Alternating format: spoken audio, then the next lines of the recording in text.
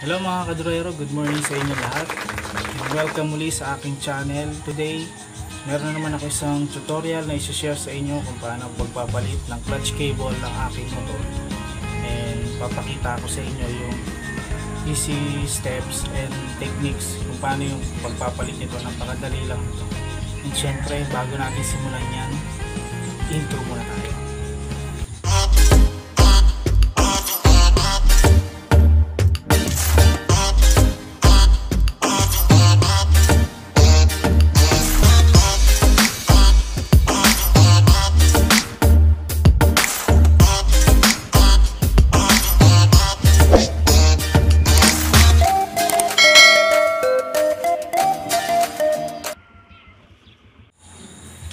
Alright, I'm back.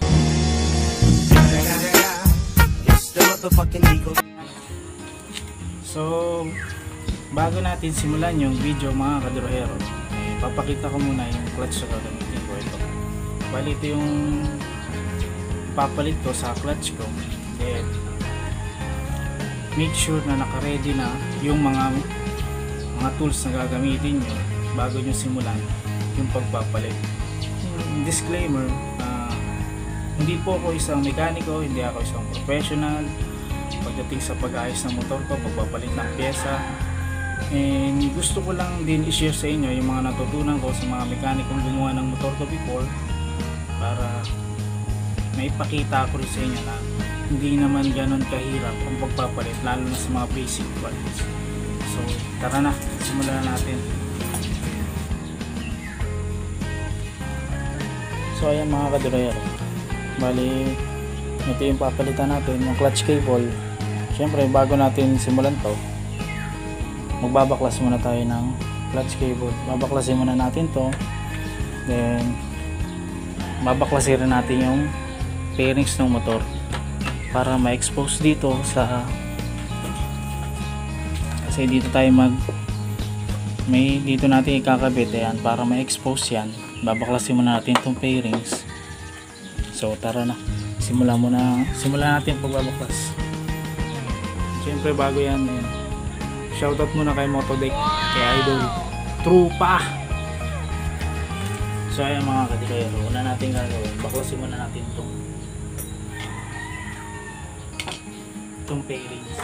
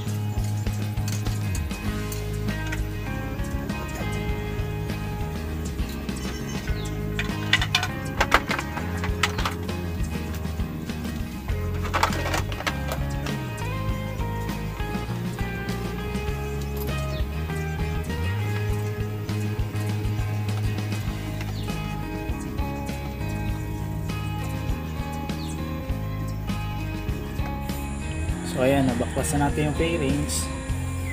Sunod natin lang tatanggalin ito. So baklasin na natin to gamit ang size 10.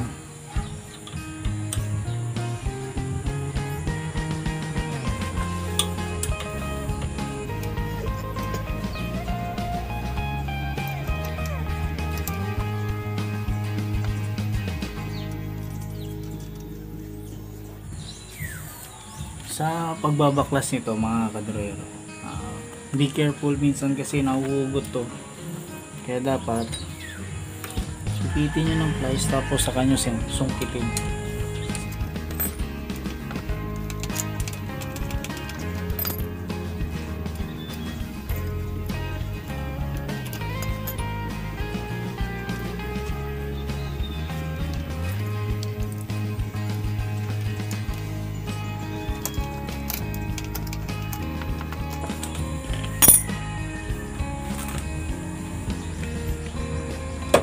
Ayan, tanggal na siya.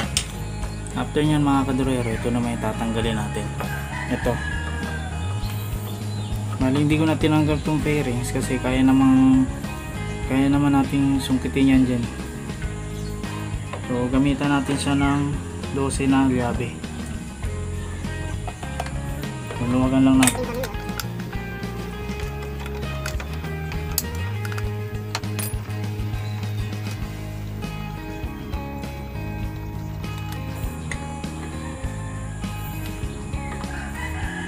So itong isa na to, tanggalin muna natin to para hindi makasagabal. So, ganyan lang gagawin niyo. Ayan, tanggal na. Then ito, luwagan na lang natin tornilyo nito sa loob.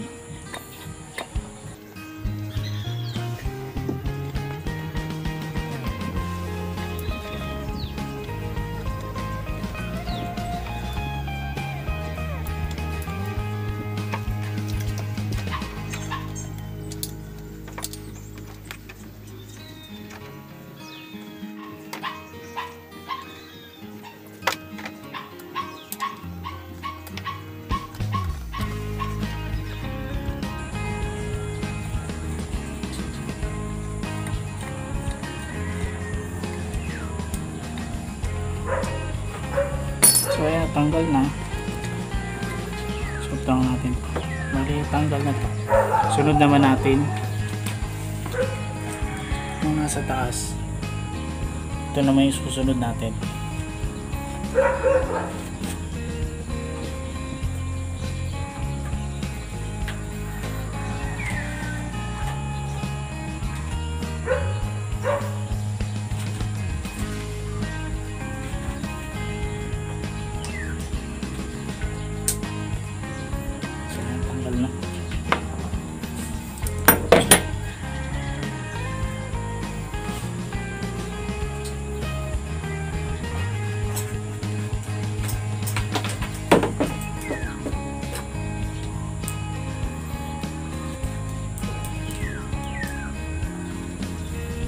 So ayan mga kadurero, nabaklasan natin yung clutch cable na luma.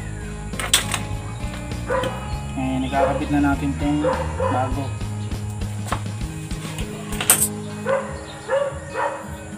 Bali sa pagkakabit nito mga kadurero, kaya unahin nyo muna to. Ito. Then sa kanya susunod to yung nandito. Para hindi kayo mahirapan. And share ko lang yung experience ko before. Kasi dapat pag bibili kayo ng clutch cable, dapat yung sukat mismo yung para sa motor nyo talaga. Kasi minsan sinasabi ng mga mekaniko na katulad nung na-experience ko before, naputulan ako ng clutch cable, galing kami Bulacan and pauwi kami ng sa may QC, sa may Novaliches. Kung may isang shop na bukas and wala silang stock ng Raider J, ang sabi niya pwede daw yung pang Raider 150. So ayun, edi naniwala naman ako. Sabi ko ako na magkakabit kasi madali lang. Ayun, yung pagkabit ko, boom! Di sukat. Pagdating sa dulo, iba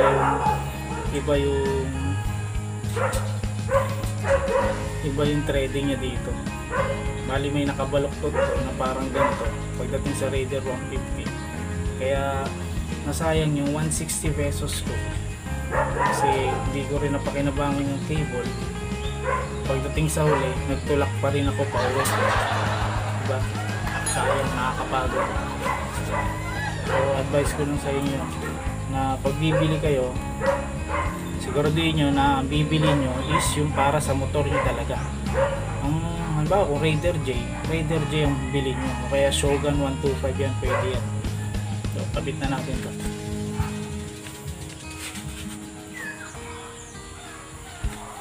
So bago nyo ikabit to, dapat ilagay nyo muna dito. Kabit na muna.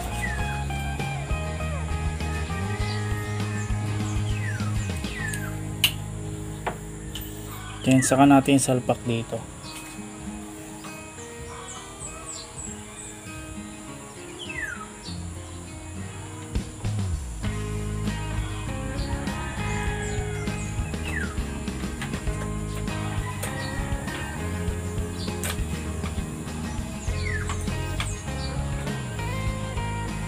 make sure mga kadroero ito nakasagad para once na lumuwag yung cable nyo, i-adjust na lang kayo ng adjust dito. Sagad nyo to.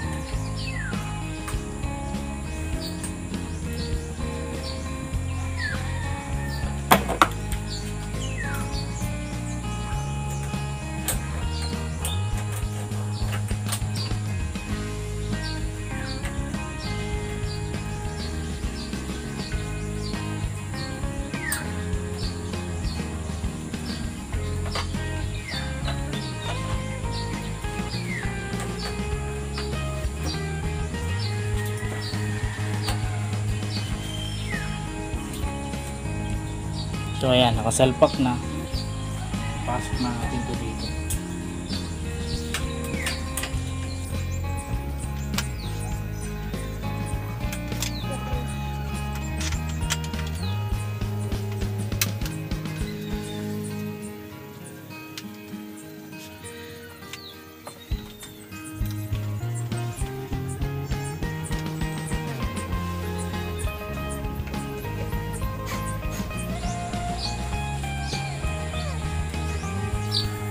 Then, pasok na lang natin yan dyan hanggang sa makarating dito sa loob.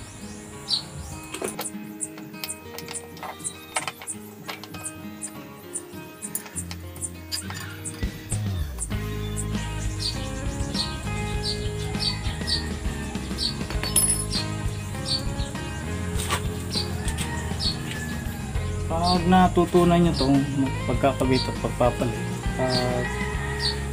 papalit ng cable nyo, clutch cable, basic na lang to sa inyo mga kadroero. Basta lagi nyo lang tatandaan yung sukat mismo at saka yung compatible talaga mismo dun sa motor nyo, yung para sa motor nyo talaga.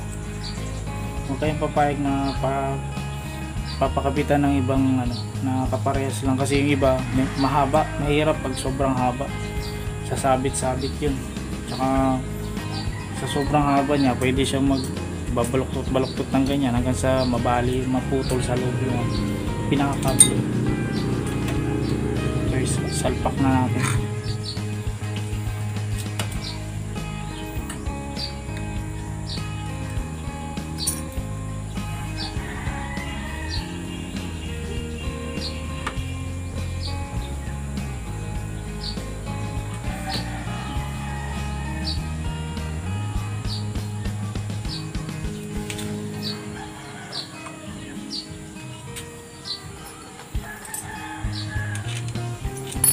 Balikan natin itong tornilyo.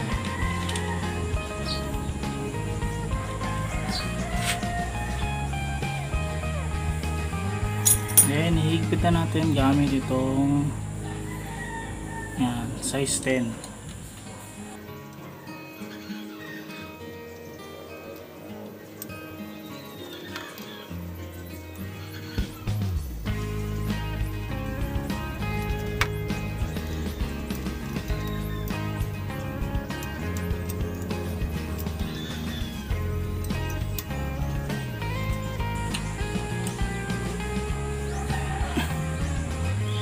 So ayan, nakabit na natin. Sa adjustment naman tayo.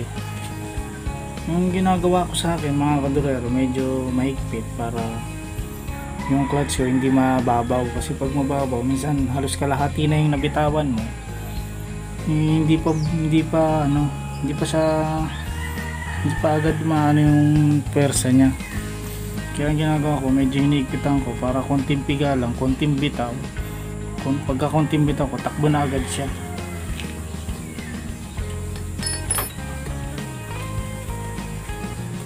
Balik lang muna natin itong tornilyo. Ayan.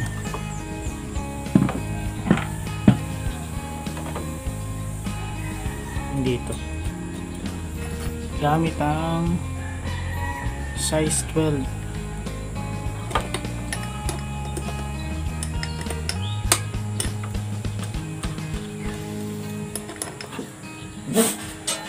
Medyo mahigpit na yan, okay na yan. Kita na lang natin nila dito sa isa.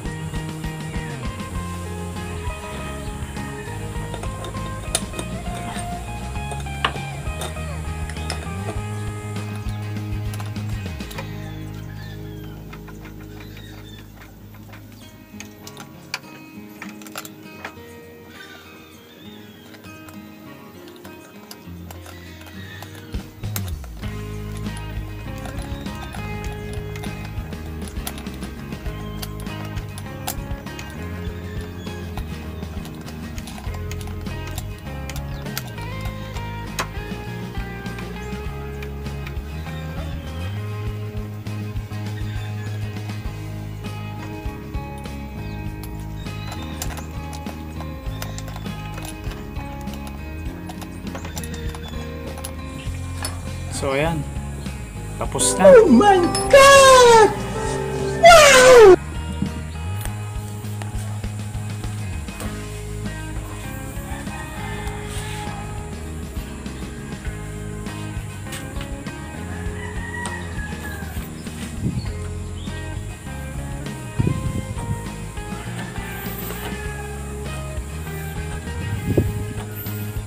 So ayan mga kadurero, tapos na. And final moves. So ayan mga kadurero, nakakabit na natin yung clutch cable. And diba, ganun lang kasimple. And basic lang. Pag natutunan nyo to, tiyak, hindi na kayo pupunta ng shop para magpagawa. Kayo na mismo magpapalit. So ang sunod natin gagawin, babalik na lang natin tong pairings nya.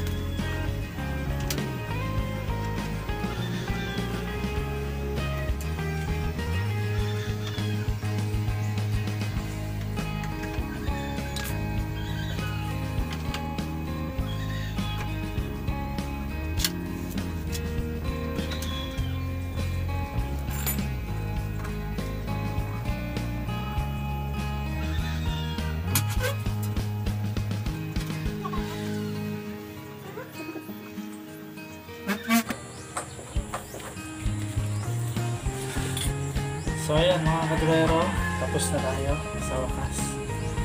And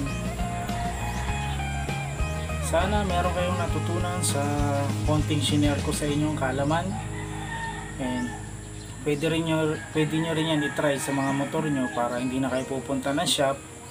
And hindi na rin kayo gagastos ng pan-labor, no? Bali kayo na magkabit para magkaroon kayo ng konting kaalaman para sa pagkakalikod ng mga motor. Bago ko tapusin itong video na to, please support the YouTube channel of Tandang Matanong. Subscribe po kayo sa kanya YouTube channel, mga Tandang Matanong, mga Pinoy jokes po yan, Pinoy quotes. Supportahan po natin siya. So ayan mga kadurero, siguro dito ko na puputulin itong video na to. Sana meron kayo natutunan. And please like, share, and subscribe. Kung meron kayong mga katanungan, just comment down below. Hanggang dito na lang at kita-kits tayo sa mga susunod ko pang upload na video. This is Drew Viajero. Basta pag nasa kalsada at hawak ka manibela, always remember, ride safe.